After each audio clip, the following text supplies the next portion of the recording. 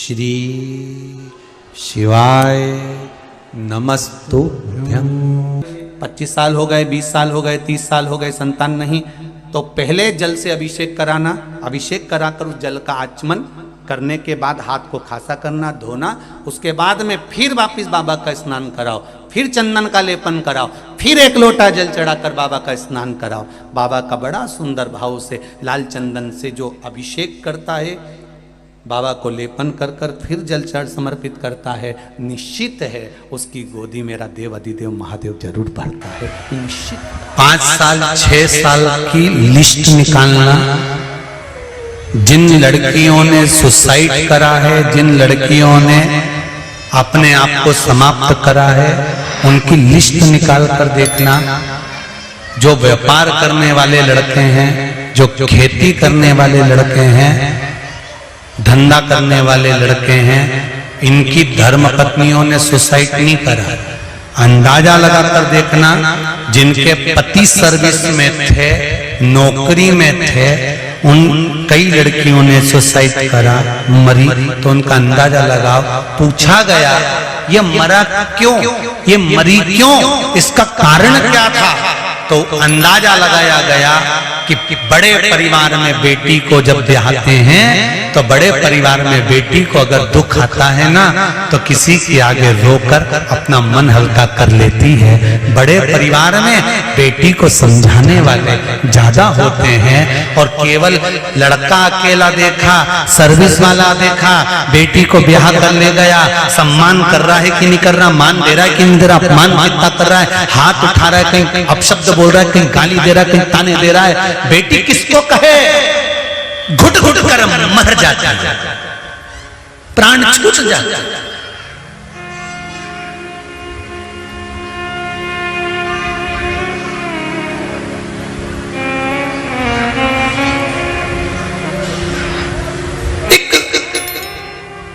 लोगों की सोच बदल गई। सर्विस वाला लड़का चाहिए, नौकरी वाला चाहिए।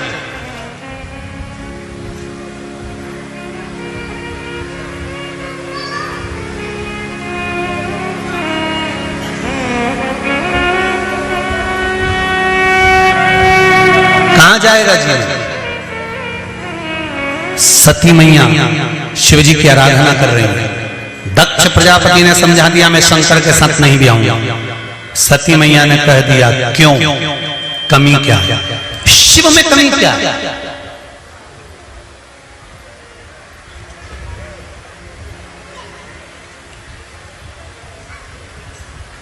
शंकर भगवान में कमी क्या? शंकर के साथ विवाह करने में दिक्कत क्या? अरे सती तुम्हें मालूम नहीं है, मैं दक्ष प्रजापति हूं, राजा हूं। एक राजा अपनी लड़की का विवाह एक राजघराने में करना पसंद करता है। वो शंकर औघड़दानी शिव, जो जिनके तन पर भभूति रमी हुई है, गले में सांप पड़ा हुआ है, कानों में बिच्छू पड़ा हुआ है, सिर पे चंदा धरा हुआ है, मस्तक पे गंगा बह रही है, मृगछाला तन पर पड़ी हुई है, बाघंबर पड़ा हुआ है तन पर, यज्ञोपवीत पड़ा हुआ है तन पर, कोई वस्त्र कोई आभूषण नहीं जिसका, कोई मकान कोई घर नहीं।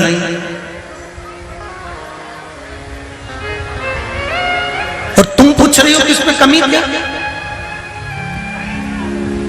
पार्वती मैया ने कहा तुमने घर देखा, हमें जरूरत ही नहीं है घर की। क्या चाहिए?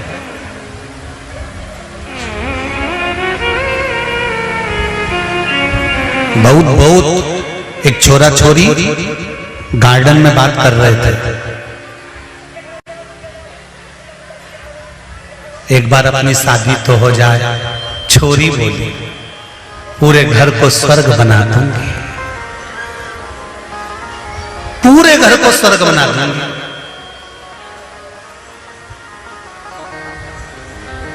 एक बार शादी तो हो जाए, मैं पूरे घर को स्वर्ग बना दूंगी। हमने भी पीछे पलट कर देखा, पूरे घर को स्वर्ग बना देगी और घर में रहने वालों को स्वर्गवासी। ये तो विचार है। पूरे घर को स्वर्ग बना दूंगी, एक बार शादी तो हो जाए। अब जो इतनी बड़ी बड़ी बात कहे कि पूरे घर को स्वर्ग बना दूंगी, घर में 25 मेहमान आ जाए और इससे कहा जाए कि 25 मेहमानों का भोजन बना दे, बना देगी? घर की मां को निकलकर बाहर आना पड़ेगा। ये तो आराम से 7:30 बजे जगदम्बा उठेगी, भेरू को जगाएगी। तो मम्मी ने चाय बना दी हो तो लिया,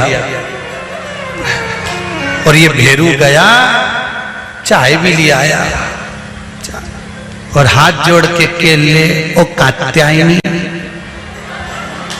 हाथ जोड़ के गच्चा।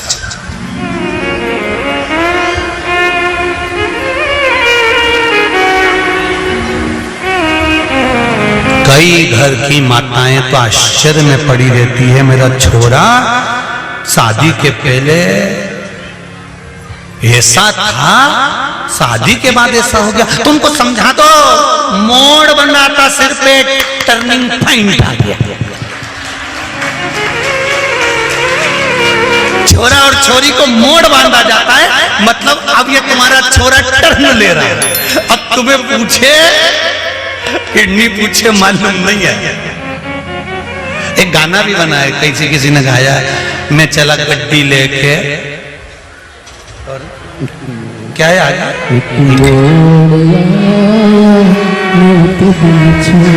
फिर वो मोड़ वाली बात आ रही है, एक मोड़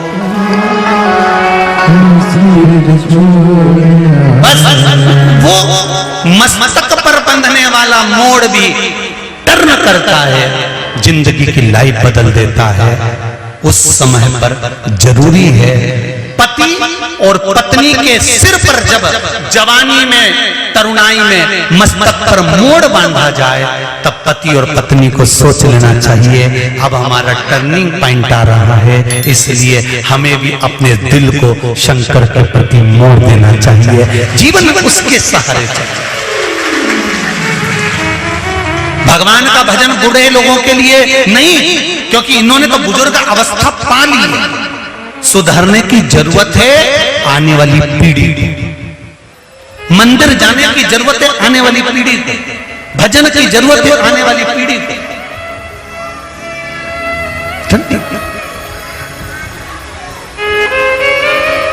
क्या है इश्यू है? कई लोग कहेंगे शंकर में ऐसा क्या है? हमने तो पूरी शिवपुराण पढ़ ली, हम तो घर में गीता प्रेस गोरखपुर की शिवपुराण लेकर आए, महाराज इतनी सारी बात बताता है, उसमें तो इतनी बात तो मिलती नहीं है, हम तो ढूंढ ढूंढ के थक गए। हमने तो उस पुराण में भी पढ़ा था। शिव तत्व को जानो तो, अभी शंकर को जाना कहाँ है आपने और हमने? ना जाने कितने जन्म निकल जाएंगे तो भी नहीं जान पाएंगे।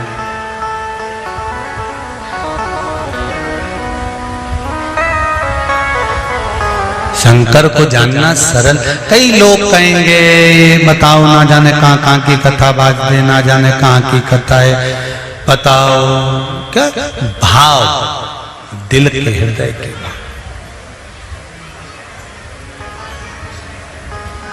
एक बेलपत्र, एक चावल का दाना, एक पुष्प, एक लोटा जल जीवन की सार्थकता है। श्रावण महीने की 9वीं तिथि, कौन सी तिथि? 9वीं, चाहे शुक्ल पक्ष की हो चाहे कृष्ण पक्ष की। 7 दुर्वा, कितनी दुर्वा? 7 दुर्वा अशोक सुंदरी वाली जगह पर चढ़ाकर, शंकर भगवान के ऊपर चढ़ाकर, गणेश जी के चरणारविंद को लगाकर उसको लेकर आना है। हाटकेश्वर महादेव का स्मरण कर। कौन से महादेव? हाटकेश्वर महादेव। उसको लेकर आइए। उदर में, पेट में रोग हो, बीमारी हो, बहुत ज्यादा तकलीफ हो रही हो, शरीर के अंतर्गत एसिडिटी रहती हो या पेट के अंतर्गत कोई ना कोई बीमारी बनी ही रहती हो, उसको भादों के महीने में, कौन से महीने में? भादों के महीने में किसी भी दिन सुबह के समय जब आप वो दुर्वा लेकर आए, 5 दिन 6 दिन 7 दिन में एक एक कर कर खाली पेट उसको चबा चबा कर खा लो और पानी पी लीजिए। करना पड़ेगा श्रावण महीने में, खाना पड़ेगी भादों में। चतुर्मास में चारों महीनों का बड़ा बड़ा महत्व है। कभी आपको एक स्मरण रहा हो कि जिस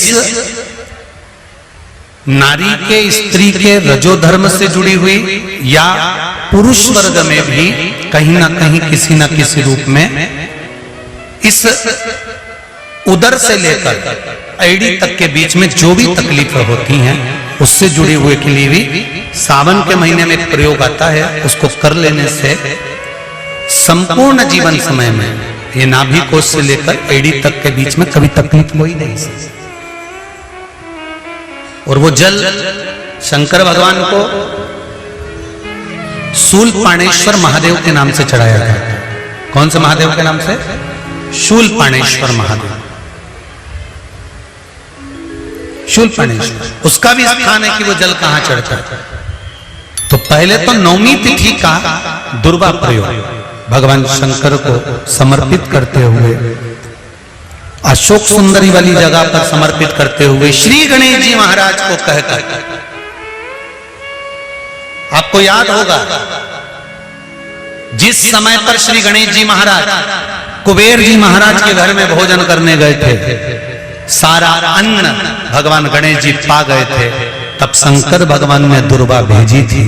ये दुर्वा जब गणेश जी को भेजी गई थी तो वो औषधि के लिए भेजी गई थी कि गणेश जी ने ज्यादा पा लिया है तो शरीर में रोग ना हो जाए, पेट में कोई रोग ना हो जाए। तब शिव जी ने भेजी थी अशोक सुंदरी के माध्यम से।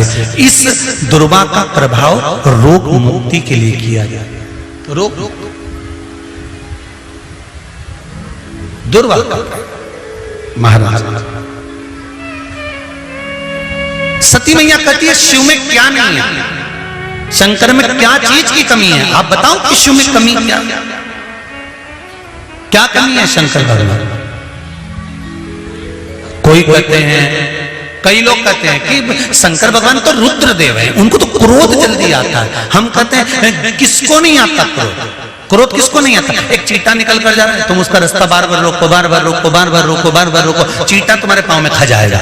मच्छर, उसको भी क्रोध आ रहा है। खटमल, जरा सा दबा, क्रोध आ गया। एक कीड़ा तुम्हारे पांव में दबा, क्रोध आ गया, उसने तुम्हारे पांव में काट लिया। एक मक्खी तुम्हारे कपड़े में दब गई, तो वो मक्खी को क्रोध नहीं आता, पर मक्खी कपड़े में दब गई, दबी हुई थी, बहुत देर से निकलने का प्रयास कर रही थी, नहीं निकल पाई, तुम्हारे शरीर को काट लिया, काटा, तुमने साड़ी झटकी, मक्खी निकल कर भाग गई। क्रोध किसको नहीं आता? एक बेल, उसको भी क्रोध आता है। गौ माता, उसको भी क्रोध आता है। क्रोध किसको नहीं आता? संसार में कौन है जिसको क्रोध नहीं आए?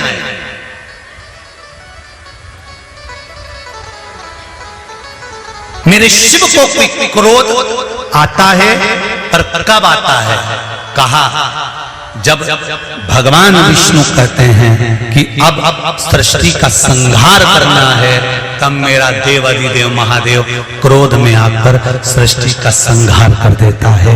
सती मैया कह रही है पिताजी शिव जी से मेरा विवाह करा दो। शंकर भगवान ने विवाह करा दिया, मन गवारा नहीं करा, इसलिए शिव जी को पूछते नहीं थे।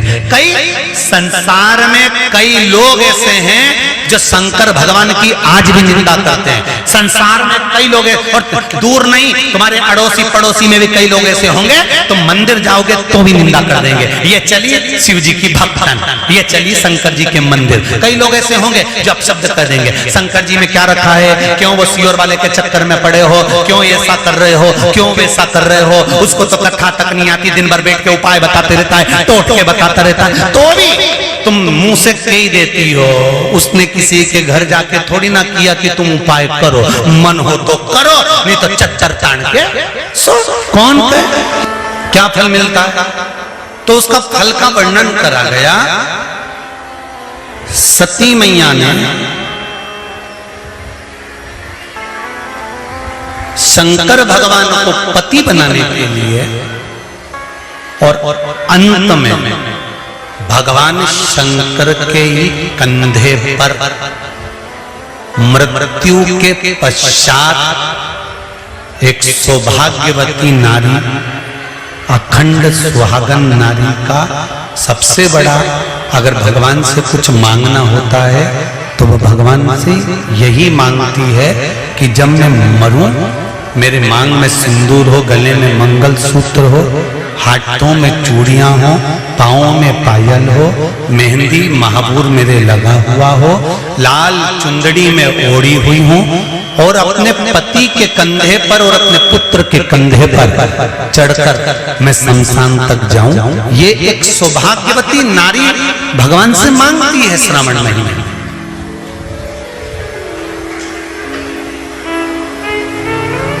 इस लाखोड़ी का मतलब क्या है? 1 बत्ती, 2 बत्ती, 3 बत्ती, 4 बत्ती, 5 बत्ती, 6 बत्ती, 7 बत्ती, और उस बत्ती को फिर 108 पूरी होने पर, 1008 पूरी होने पर उस बत्ती को फिर बांधकर एक करा जाता है। इस बत्ती का मतलब क्या है? क्या मतलब है? क्या महत्व है? अभी आपको कथा में कहा था कि गेहूं के 21 दाने लिखा है कि जिस दिन 26 तारीख को शाम को 7 बजे से लेकर 8 बजे तक हम ऑनलाइन शिव जी का अभिषेक करें शिवरात्रि के दिन, तो गेहूं के 21 दाने, चावल के 108 दाने। तो क्या हम एक दाना चढ़ाएंगे तो क्या शिव स्वीकार नहीं करेगा? हम चावल का 1 दाना चढ़ाएंगे तो क्या शंकर स्वीकार नहीं करेगा? क्या हम श्रावण महीने में 1 लोटा पानी चढ़ाएंगे, 1 लोटा जल का चढ़ाएंगे तो क्या शंकर स्वीकार नहीं करेगा?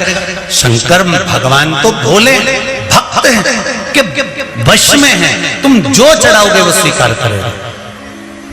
पर हम जो श्रवण करते हैं,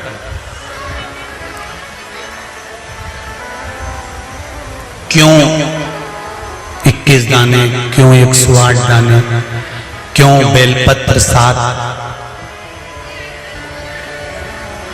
क्यों 11, क्यों 5, क्यों 4, क्यों 3, क्यों 2, क्यों 1? इसका महत्व क्या है? क्या महत्व?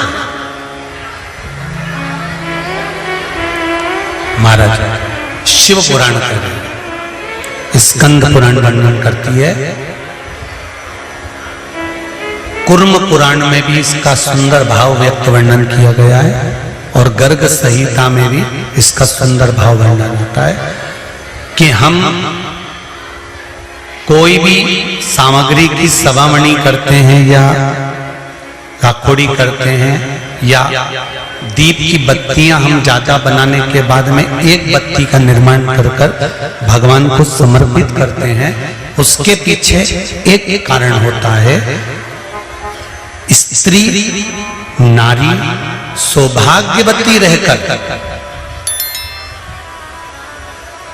एक वस्तु का दान नहीं करती। फिर समझ लेना मेरी जीजी, केवल अकेली साड़ी बिना ब्लाउज पीस के किसको दी जाती है यह आप नहीं जानते। एक वस्त्र का दान किस समय पर दिया जाता है? जिस समय पर किसी नारी का पति चले गया हो और मायके से पहली बार जो वस्त्र आता है, सबको अंदाजा होगा इस चीज का, उस नारी के लिए जो पहला वस्त्र आता है उसमें ब्लाउज का पीस नहीं आता, केवल एक साड़ी ही आती है, कपड़ा नहीं आता, दूसरा वस्त्र नहीं आता। क्यों सनातन धर्म में, हमारे हिंदू धर्म में कहा जाता है कि ब्राह्मण को भी अगर वस्त्र दिया जाता है तो वो जोड़े का दिया जाता है। धोती दी है तो साथ में कुर्ता देना है, शर्ट दिया है उसके साथ में भले जनेऊ रख देना है। अगर आपके पास में धोती नहीं है, पजामा का कपड़ा, पैंट का कपड़ा नहीं है तो जनेऊ रख दो। जनेऊ नहीं हो तो हाथ में बांधने वाली वो मोली, नाड़ा, लच्छा वो बांध कर दे दो, वो रख दो। स्त्री को कोई वस्त्र दे रहे हो तो साड़ी के साथ में ब्लाउज लगा कर दो या कोई सौभाग्य की वस्तु रख दो। अकेला ब्लाउज पीस भी दे रहे हो तो उसके साथ टीकी का पत्ता पत्ता रख दो, उसके साथ कोई वस्तु जोड़े से होना चाहिए, सिंगल वस्तु का दान नहीं दिया जाए।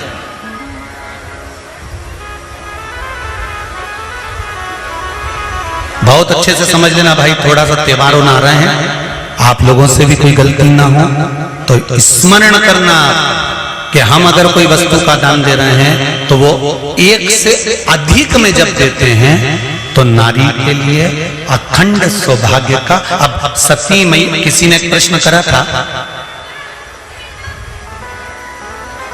3-4 कथा निकल गई होगी उस समय पर, किसी का एक मोबाइल पर प्रश्न था, किस सती मैया ने कौन सा व्रत किया था जब सती जलकर भस्म हो गई थी तो शंकर भगवान ने उसको कंधे पर उठाया था और कंधे पर उठाकर सती मैया को लेकर भगवान शंकर ने तांडव किया था। सती ने ऐसा कौन सा पुण्य कर दिया था जो अपने पति के कंधे पर बॉडी पड़ी हुई है, लाश पड़ी हुई है, शव पड़ा हुआ है और सती मैया के शव को लेकर शंकर नाच रहे हैं, शिव तांडव कर रहे हैं।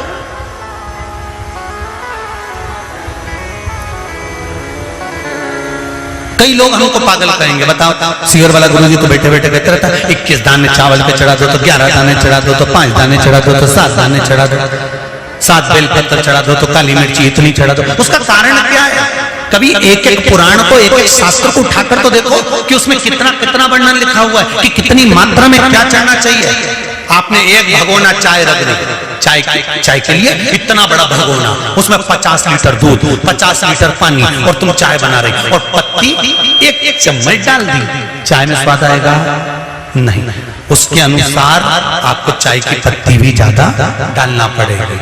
जब दूध डाल ज्यादा है तो पत्ती उतनी डालना। अब तुमने जैसे किसी किताब में लिखा रहता है 2 चम्मच बेकिंग पाउडर डालो, आधी चम्मच शक्कर डालो, फिर 1.5 चम्मच इलायची का पाउडर डालो, फिर आधी चम्मच ये डालो, फिर धीरे धीरे उसको धीमी धीमी आंच पे हिला। तो उसने नहीं तो डायरेक्ट लिख देता तुम्हारी मर्जी पड़े उतना पूरी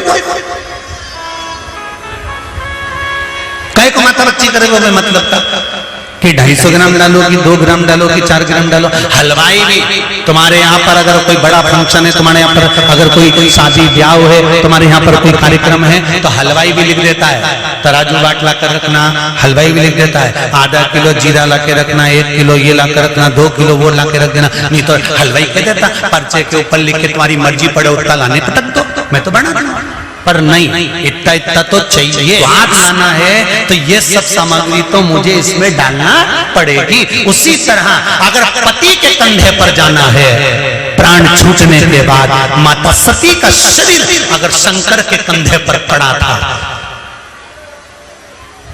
52वें नंबर पर का विवाह है माता पार्वती और शंकर का। 51 बार माता पार्वती जन्म लेकर प्राणों को त्याग चुकी थी। 50 बार माता पार्वती, कभी उमा, कभी कात्यायनी, कभी कुष्मांडा, कभी स्कंदा, ऐसा माता पार्वती के ना जाने कितने जन्म हुए, कितने अवतार हुए। इन सारे जन्मों में माता पार्वती के शरीर को शंकर भगवान कंधे पर लेकर नहीं नाचे। माता उमा को लेकर शंकर भगवान कंधे पर नहीं नाचे, माता कात्यायनी को लेकर नहीं नाचे, कुष्मांडा को लेकर नहीं नाचे, स्कंदा को लेकर नहीं नाचे, ध्रुमा को, बगला को मेरे भगवान शंकर कंधे पर लेकर नहीं नाचे। शंकर भगवान अगर कंधे पर लेकर नाचे हैं तो माता सती को लेकर नाचे। उसका कारण क्या था? क्योंकि सती मैया कोई भी वस्तु केवल एक समर्पित नहीं करती थी। माता सती का नियम था वस्तु की मात्रा को बढ़ा देती थी। शंकर का अनुमोदन करने के लिए, शिव का स्मरण करने के लिए माता सती दीप भी अगर लगाती थी तो एक बाती का नहीं लगाती थी, बाती की फिर सरल भाषा में समझ लो और सरल समझ।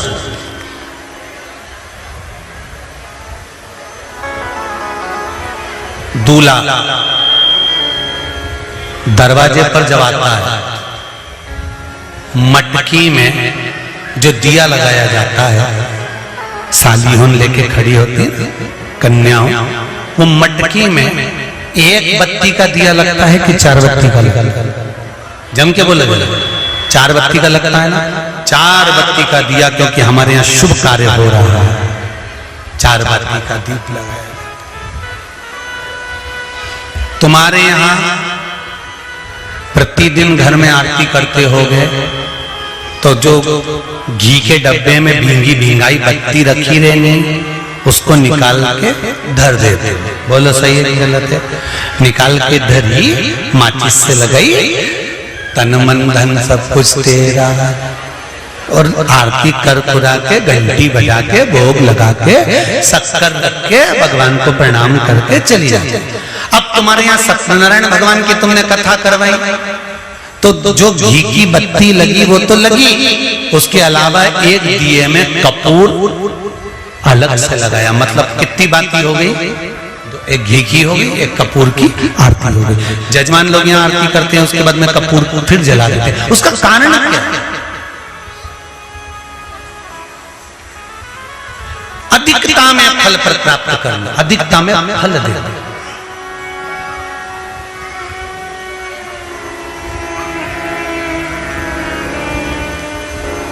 साल, 2 साल, 4 साल, 6 साल में आप भी प्रयास करा करो, पतली पतली बत्ती बनाकर 108 गिनकर घी में जब उसको पूरी बांध लो, घी में भिगो कर रख लो। कोई घर में विशेष कार्य हुआ या कहीं तीर्थ गए, कहीं गंगा जी के घाट पर गए, सरयू, मंदाकिनी, नर्मदा, गोदावरी, छिपरा आदि आदि के घाट पर गए तो उस बत्ती को प्रकट कर कर जलाकर रख दिया। क्या होता है उससे? माता सती ने कौन सा पुण्य करा था जो शंकर भगवान के कंधे पर शव पड़ा हुआ था और शंकर नाच रहे थे? वो सती का पुण्य था कि वो कभी एक सामग्री से शिव को प्रसन्न नहीं करती थी, बहुता में देकर शंकर को रिझाती थी। इसलिए शिव ने उसको अखंडता प्रदान की। शंकर भगवान ने अखंडता दी है उसको, अखंडता।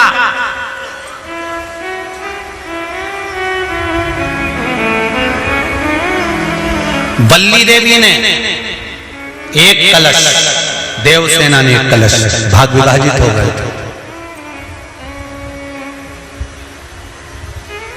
भाग विभाजित।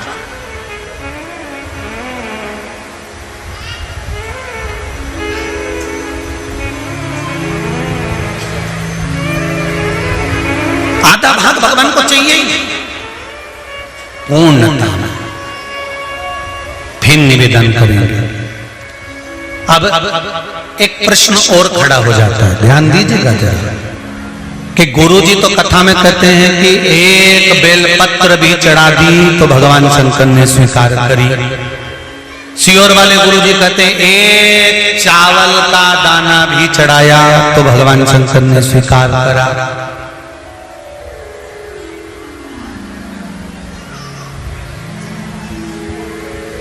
इसका क्या भाव है? इसका क्या भाव? इसका क्या महत्व? तो वो भी समझ लेना जरा अच्छे से, बहुत ध्यान से समझना जरा। बाती शंकर जी के मंदिर के बाहर लगाई है। कहां लगाई है? मंदिर के बाहर। कपड़े दान करे मंदिर के बाहर। पंडित जी जब मंत्र बोलते हैं तो कहते हैं एक बेलपत्रम, एक बेलपत्र मात्र, एक चावल का दाना। सियोर वाला महाराज भी कहता है कि एक चावल का दाना शंकर भगवान को समर्पित कर दो, एक बेलपत्र समर्पित कर दो, एक लोटा जल समर्पित कर दो, एक फूल की मात्र एक पंखड़ी भी चलाई तो भगवान शंकर इसको स्वीकार करेंगे। इसका महत्व क्या है? तो लिंग पुराण में लिखा है, जब शंकर भगवान पर, शिवलिंग पर कोई एक वस्तु भी समर्पित होती है तो वहां शंकर जी का नाम बदल जाता है और शिव जी का नाम लक्षेश्वर महादेव हो जाता है। कौन से महादेव हो जाते हैं? लक्षेश्वर। शंकर भगवान को जब एक चावल का दाना, एक वस्तु, एक सामग्री शिव को समर्पित करी जाती है, वहां शंकर लक्षेश्वर महादेव हो जाते हैं। लक्षेश्वर का मतलब क्या होता है कि एक बेलपत्र समर्पित करी तो शंकर भगवान ने उस बेलपत्र को 1,00,000 बार स्वीकार कर लिया। एक चावल के दाने को 1,00,000 बार स्वीकार कर लिया। शंकर भगवान लक्षेश्वर महादेव बन गए। लाखों की संख्या में शंकर भगवान के स्वरूप वहां पर प्रकट कर गए।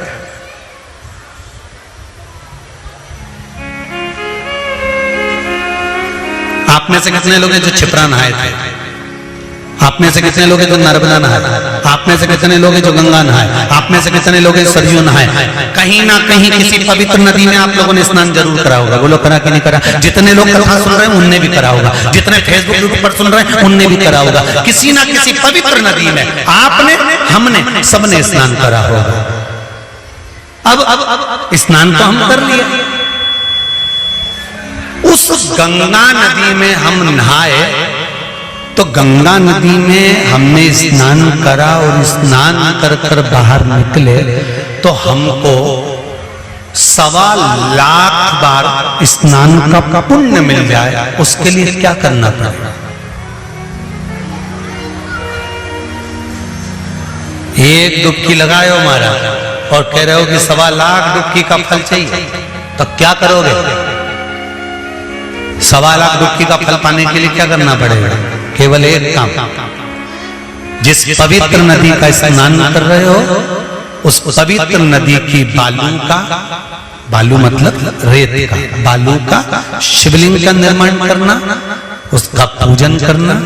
पूजन कर कर जो बत्ती जोड़कर 108 बत्ती बनाई है, पूजन कर कर एक दिए में वो बत्ती, उस जो बालू का शिवलिंग बनाया है, पार्थिव शिवलिंग का निर्माण करा है, जो तुमने किसी गंगा, सरयू, नर्मदा, क्षिप्रा, मंदाकिनी, नर्मदा आदि पवित्र नदियों के तट पर स्नान करते समय तुमने जो शिवलिंग बनाकर पूजन करा है, उसके सामने वो बाती को जला देना, उसी से आरती उतार लेना, वो बाती वहां लगाकर छोड़ देना और छोड़ने के बाद उस शिवलिंग का फिर विसर्जन कर देना। विसर्जन कर कर उसी जल को अपने ऊपर छींट लेना। 1,25,00,000 डुबकी का फल एक क्षण में प्राप्त होता है। इसको लक्षेश्वर महादेव कहते हैं।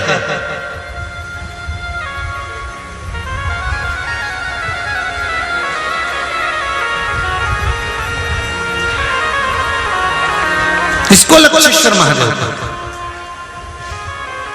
महाराज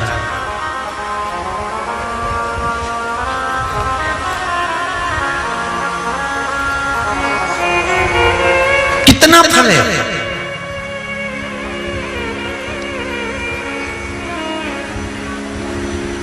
एक चावल का दाना समर्पित करने का कितना फल है?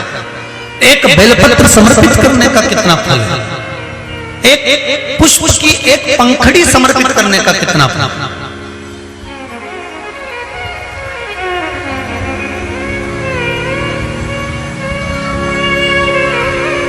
और समझ लो, ब्राह्मण को हम दक्षिणा देते हैं,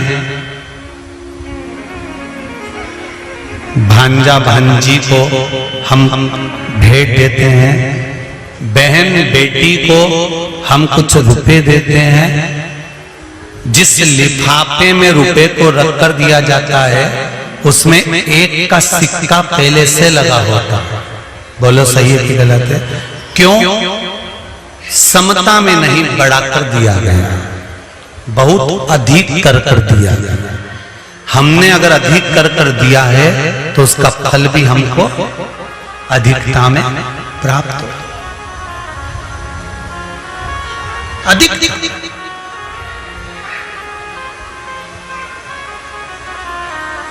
वो तो कहीं कहीं का होता है जो सोच विचार में थोड़ी गड़बड़ी कर सकता है। एक हमारे मित्र हैं, एक जगह जन्मदिन पर गए तो वहां उन्होंने जन्मदिन पर उन्होंने 5 रुपए लिफाफे में रखे। तो हमने कह दिया, क्यों रे हो प्रकाश, उसके यहाँ जन्मदिन पर जा रहा है और 5 रुपए रख रहा है। तो क्या हमने जन्मदिन मनाया था 8 साल पहले, तब उसने भी तो 5 रुपए रख के दिए थे। तो हमने कहा 8 साल पहले 5 रुपए की महत्वता थी, अब तो 5 का 10 हो गया, तो 10 तो दो।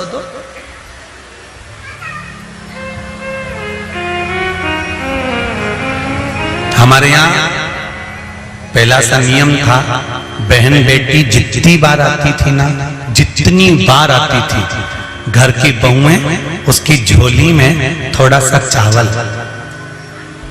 दाल जो भी घर में होता था वो डालती थी। भले वो लेकर नहीं जाती थी, इतना सा दाना पल्लू में बांधा और लेकर चली गई, भले वो वहीं छोड़ गई, पर उसकी झोली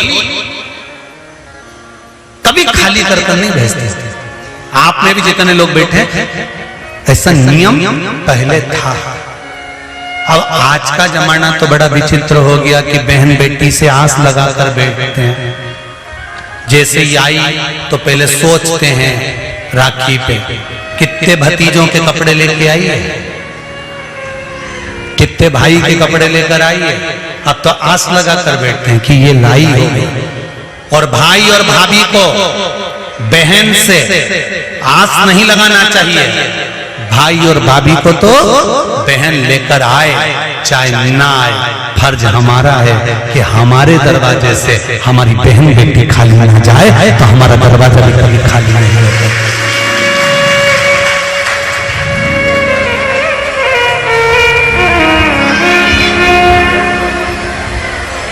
कितना अंतर है, कितना।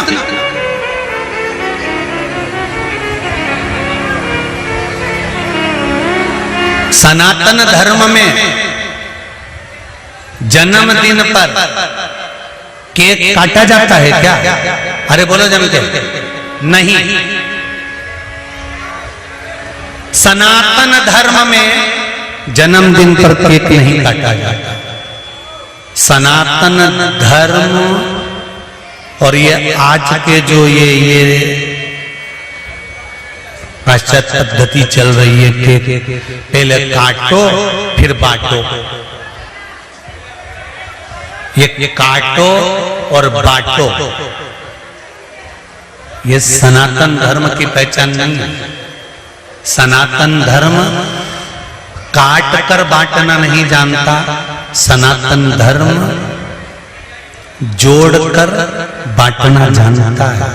पहले जन्मदिन मनता था तो बूंदी छटती थी, नुकती बूंदी, उसके दाने अलग अलग रहते थे। सनातन धर्म के लोग बांध कर बांटते हैं। बूंदी छटती थी, आटा सिकता था, बिखरा रहता था, दूध का छींटा देकर उसको लड्डू बनाकर बांध कर फिर दुनिया के लोगों को बांटा जाता था। सनातन धर्म में जन्मदिन बांध कर बांटते हैं और पाश्चात्य पद्धति में जन्मदिन काट कर फिर बांटते हैं।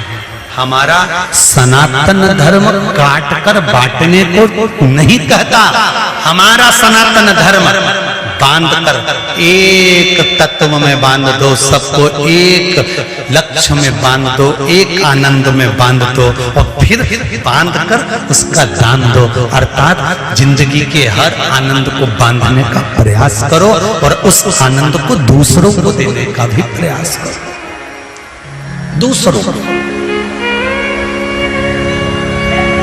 शंभु शरणे मांगू घड़ी दुख कारो, दया करी निदर्शन दया करी निदर्शन। हमारा सनातन धर्म काट कर बांटने का नहीं कहता, काट कर बांटने का वर्णन नहीं करता। हमारा सनातन धर्म बांधना फिर बांटना, बांधो फिर बांटो।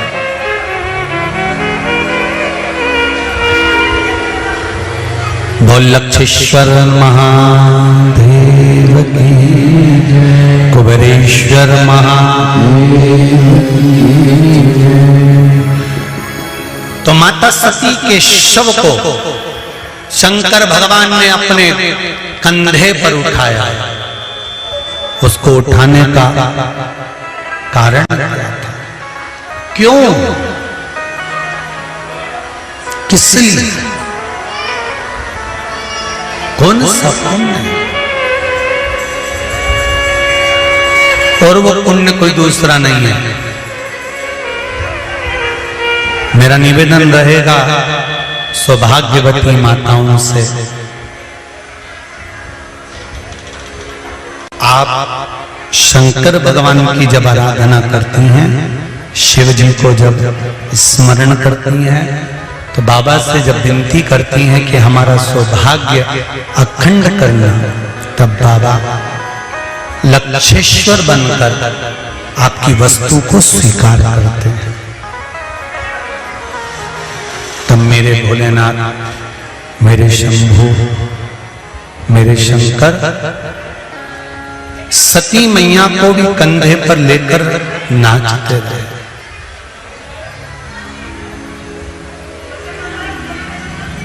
खूब पूजन करी सती मैया, खूब पूजन करी। और सती मैया ने जब भगवान शंकर की आराधना करी, स्तुति करी, शिवपति के रूप में मिल भी गए, शंकर भगवान पति बन गए।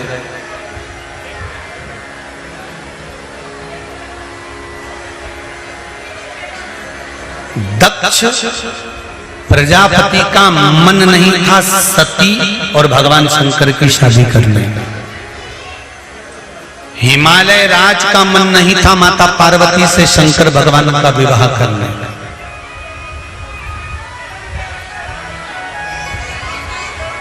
सती मैया और शिव जी के विवाह का बिल्कुल मन नहीं था दक्ष का। जैसे आप हो वैसे दक्ष प्रजापति, आपकी भी तो बहुत सारी चॉइस है। बिजनेस वालों को नहीं दूंगी लड़की, खेती वालों को नहीं दूंगी। कैसा चाहिए? अरे बोलो तो जम के, नौकरी वाला। अब वो नौकरी वाला इतनी दूर नौकरी कर रहा है, क्या खा रहा है, कितना पी रहा है,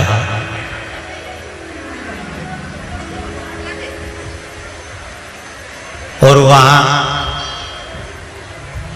मोबाइल पर कितनों से बात कर रहा है, तुम्हें मालूम है? अरे बोलो तो जम के, नहीं ना।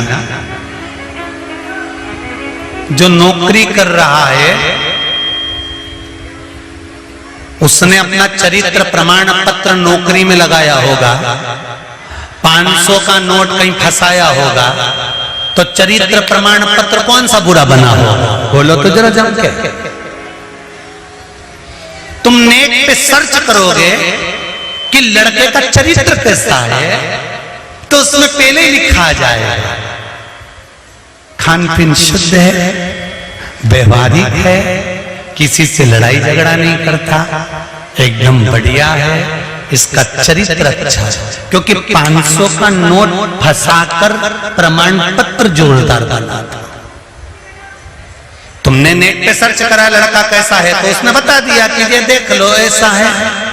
अगर नौकरी वाला है तो उसका चरित्र प्रमाण पत्र तुम्हें देखना पड़ेगा। सर्विस वाला है तो प्रमाण पत्र देखना पड़ेगा। धंधे वाला है, बिजनेस वाला है, खेती वाला है, तो पूरे गांव में जाकर किसी से भी पूछिए कि भेरूलाल का छोरा कैसा है, तुरंत बता दिया जाएगा कि ऐसा। प्रमाण नहीं चाहिए।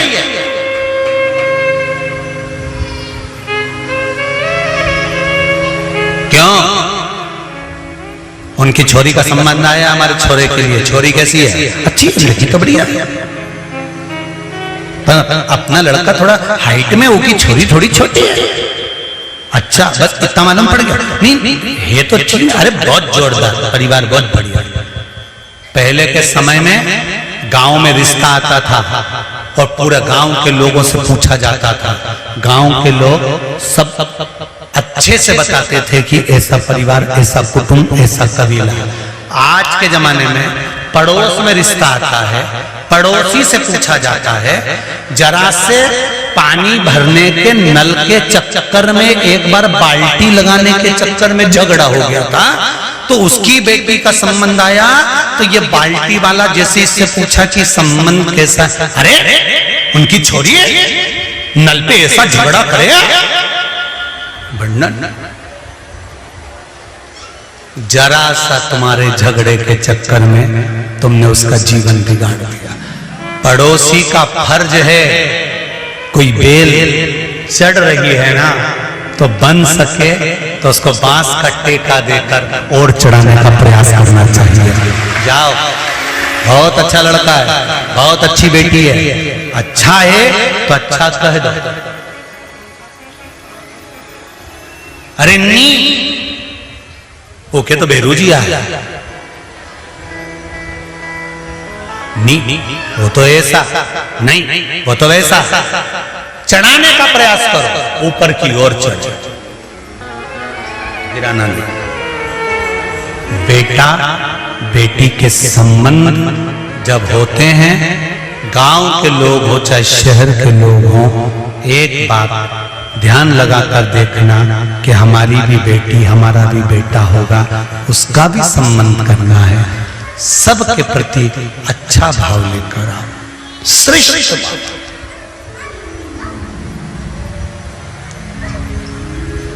श्रेष्ठता का भाव।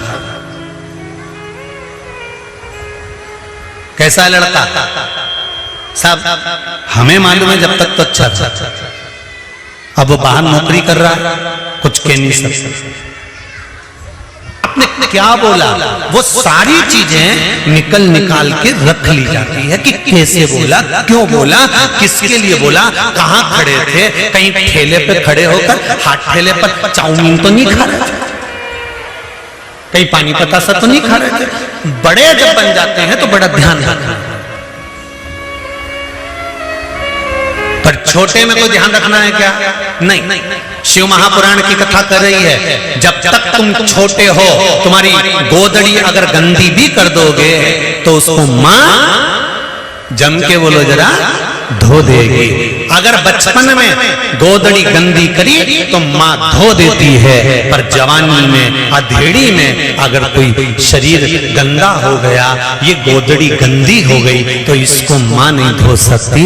इस गोदड़ी को तो फिर हमें खुद को धोना पड़ेगा, क्योंकि बच्चा जब बड़ा हो जाता है तो मां भी कह देती है थप्पड़ मार के, इतना बड़ा हो गया अभी भी गंदगी कर रहा है, चल अपने कपड़े खुद धो। बोलो सही है कि गलत है? उठा अपनी पैंट धो के ला, उठा अपना चड्डा धो कर ला, उठा अपना शर्ट धो के ला। अब तो तू बड़ा हो गया, अपने कपड़े तो खुद धो सकता है। जब छोटे थे तब मां धोती थी, जब बड़े हो गए और अगर कपड़ा गंदा हो गया, गोदड़ी गंदी हो गई, तो उसको कोई नहीं धोएगा, धोना तुमको पड़ेगा। उसी तरह बचपन का किया गया कर्म भगवान माफ कर सकता है, पर जवानी और अधूरी में किए गए कर्म को भगवान माफ नहीं करता, उसे भोगना ही पड़ता।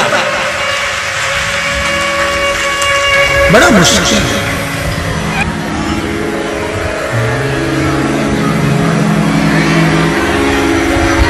बड़ा मुश्किल है। हमारे कर्म का दंड हमको भोगना। जैसा कर्म करोगे उसके अनुसार फल तो भोगना। बस एक बात का स्मरण रहे आपको, जब कर्म का दंड हमको भोगना है तो शिव महापुराण की कथा कहती है, भगवान शंकर की कथा कहती है, शिव तत्व कहता है कि इस कर्म के दंड को भोगने में मेरे भोलेनाथ जी की शरणागति को पकड़ लेना चाहिए। उससे क्या होगा? क्या होगा उससे? तो कहा दुख जब सामने आकर खड़ा भी होगा ना, और आप मन से श्री शिवाय नमस्ते, दुख सामने आकर खड़ा हो गया और आपने अगर मंत्र का स्मरण करा है, पंचाक्षर मंत्र नमः शिवाय, षडाक्षर मंत्र ओम नमः शिवाय, श्री शिवाय नमस्तुभ्यम, राम नाम कृष्ण नाम द्वादशाक्षर मंत्र ओम नमो भगवते वासुदेवाय।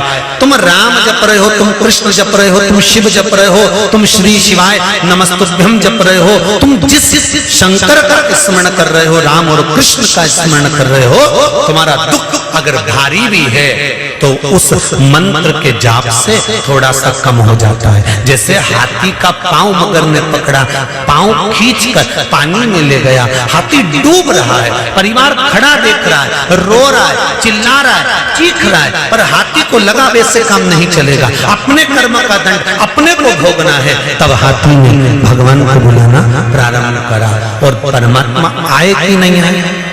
आए ना, दौड़ प्रार्थना स्वीकार करिए, प्रार्थना स्वीकार करिए। और जब बैठो प्रार्थना स्वीकार करिए, दिल की बात हम जब भगवान से कहते तो भगवान उसको स्वीकार करते, भगवान उसको स्वीकार करेगा।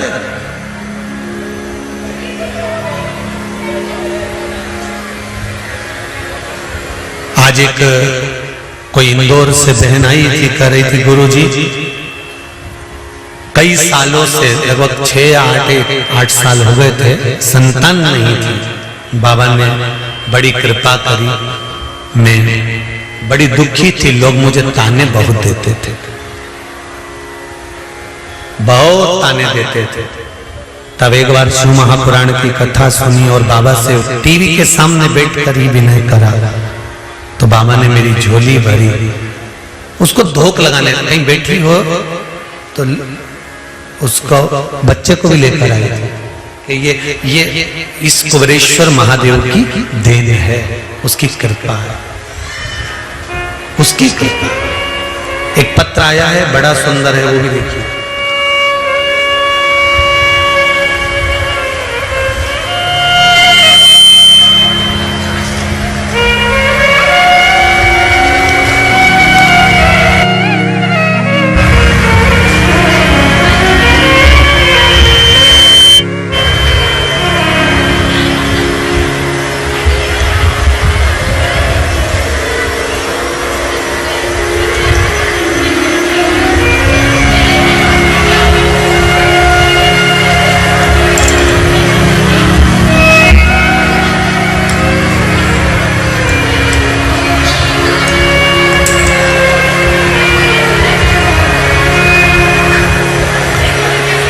कीर्ति कृष्ण कांत जी वाजपेयी, कोथल कुंड, भेजदेही, जिला बैतूल। कहीं बैठे हो तो हाथ हिलाइए। कीर्ति कृष्ण कांत जी वाजपेयी, कोथल कुंड, भेजदेही, जिला बैतूल। कहीं बैठे हो तो हाथ हिलाइएगा। पत्र में लिखा है, श्री शिवाय नमस्तुभ्यम, तेरी कृपा बिना ना हिले एक भी अणु, लेते हैं श्वास तेरी कृपा से तनु तनु। हे गंगाधार मुक्ति द्वार ओमकार तू, आयो शरण तिहारी प्रभु तार तार तू। मैं बहुत दुखी थी अपने पति के शराब की लत के कारण।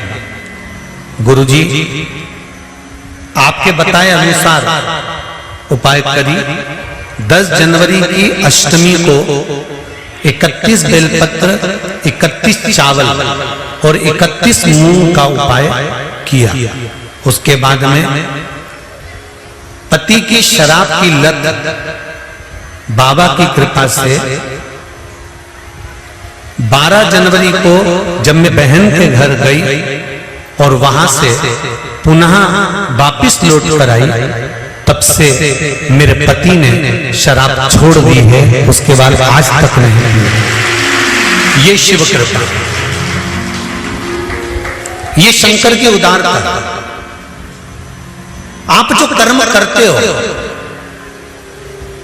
आप जो भगवान शंकर की भक्ति करते हो, भगवान शंकर को एक बेलपत्र समर्पित करते हो, एक लोटा जल समर्पित करते हो, एक चावल का दाना, एक पुष्प की अगर पंखड़ी भी समर्पित कर रहे हो तो उसका फल मिलेगा जरूर। वो फल टल नहीं सकता।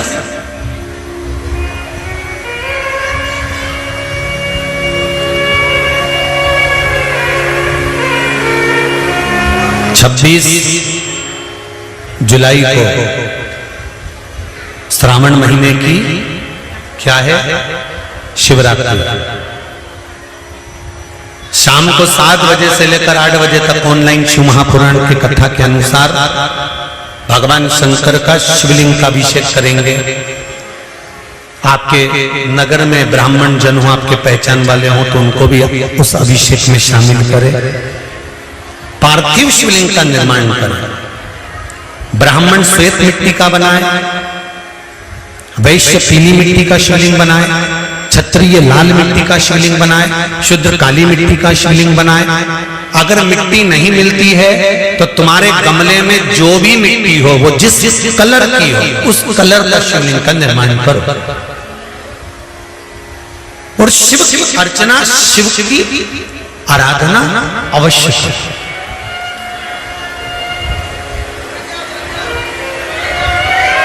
शंकर भगवान को 21 गेहूं के दाने, कमल गट्टे 5, चावल के दाने, आखा चावल, आखा चावल जानते हो आप लोग, पूरा पूरा चावल 108, काली मिर्च 21, काली तिल 1 चुटकी, धतूरा 1, बेलपत्र 7 पत्ते, 7 नग, शमी के पत्र 7, पुष्प फूल और गुलाब के फूल मिल जाएं तो 7 नग।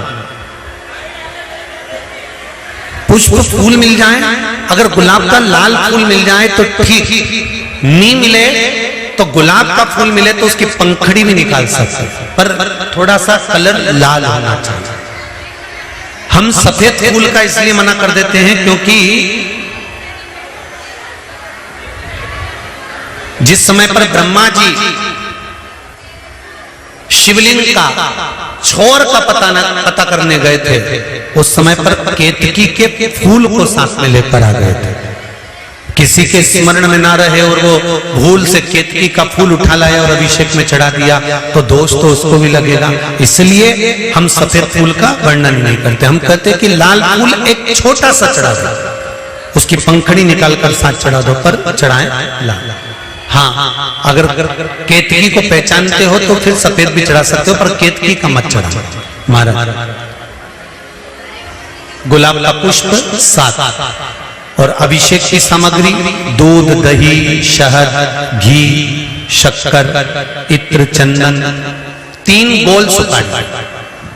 गोल सुपारी एक गणेश जी, एक गोरा जी बनाने के लिए, एक संकल्प छोड़ने के लिए।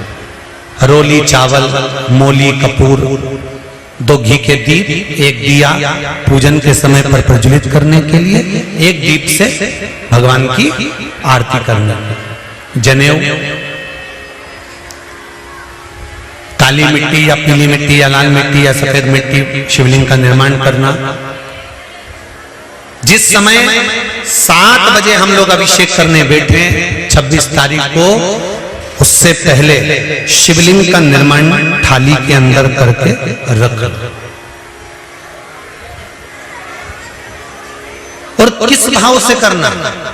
जिस भाव से माता सती ने और माता पार्वती ने शंकर भगवान को अपना बनाने के लिए, अपनी कार्य सिद्धि के लिए, नंदीश्वर की धर्मपत्नी सुयशा ने भी जो शिवरात्रि का स्मरण करा है सावन महीने की, भगवान शंकर की बहुएं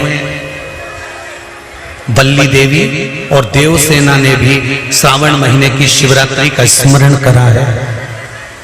भगवान श्री गणेश जी महाराज की धर्मपत्नी रिद्धि और सिद्धि ने भी श्रावण महीने की शिवरात्रि की पूजन करी है। माता पार्वती और माता सती ने भी श्रावण महीने की पूजन आराधना करी है। माता गंगा ने भी श्रावण महीने की पूजन आराधना करी है। तो क्यों नहीं हम श्रावण महीने की शिवरात्रि का स्मरण करें और अपने मन की कामना के लिए बाबा से विनय कर कर, बाबा से विनती कर कर उस सुख को पाएं, भगवान से निवेदन करें।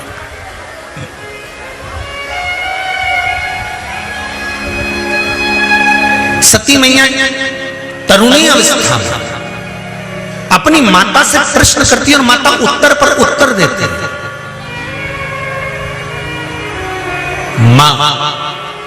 माता सती ने एक प्रश्न और करा, मां इस शरीर का अंत कब का है? प्रसूति का उत्तर है, प्रसूति का उत्तर, इस शरीर का अंत कब है?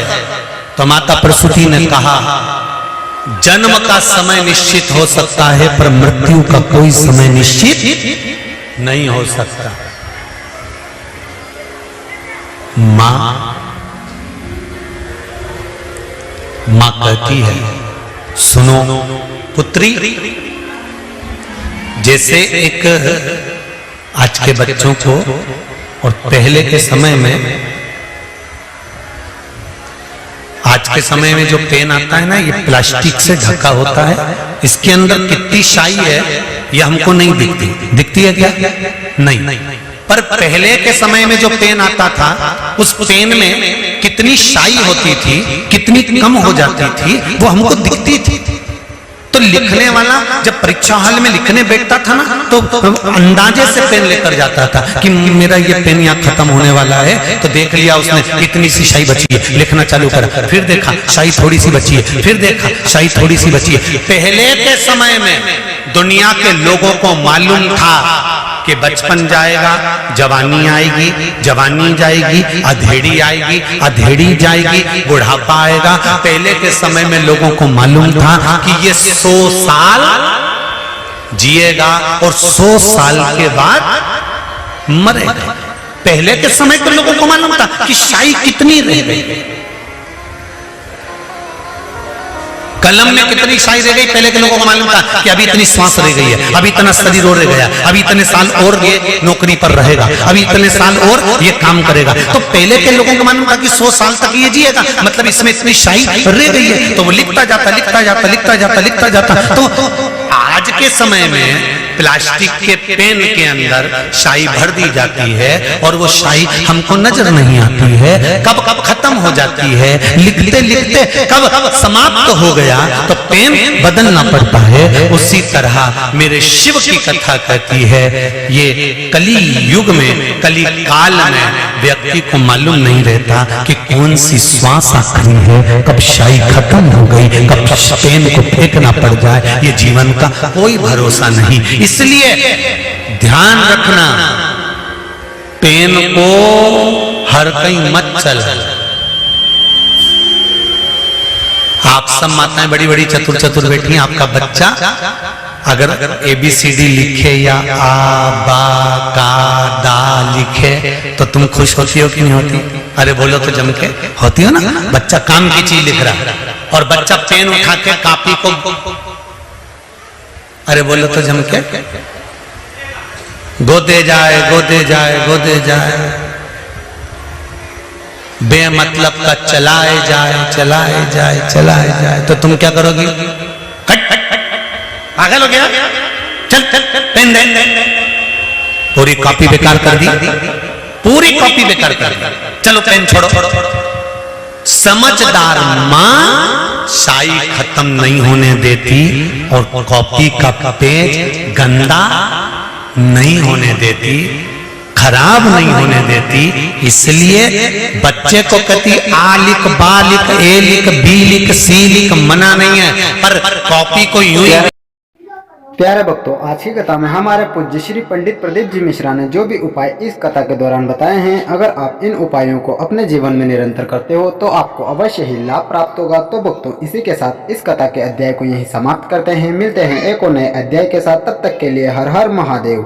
प्यारे भक्तों, अगर आपने अभी तक हमारे चैनल को सब्सक्राइब नहीं किया है तो प्लीज चैनल को सब्सक्राइब करके कमेंट बॉक्स में हर हर महादेव अवश्य लिखें और श्री शिव महापुराण कथा का भाग 2 देखने के लिए हमारे चैनल को सब्सक्राइब करके वीडियो एक लाइक जरूर कर दीजिएगा। तो भक्तों, मिलते हैं एक और नई वीडियो के साथ।